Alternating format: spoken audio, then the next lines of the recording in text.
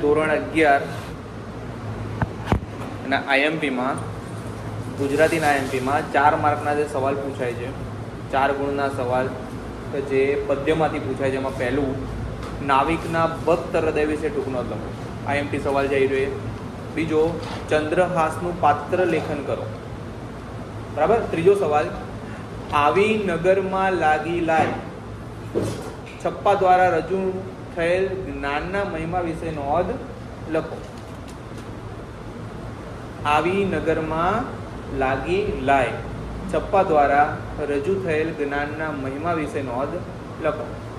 ભાષા વિશેના અખાના વિચારો જણાવો. શું છે? ભાષા વિશેના અખાના વિચારો જણાવો. આગળ ચક્રવાક મિથુન ખંડ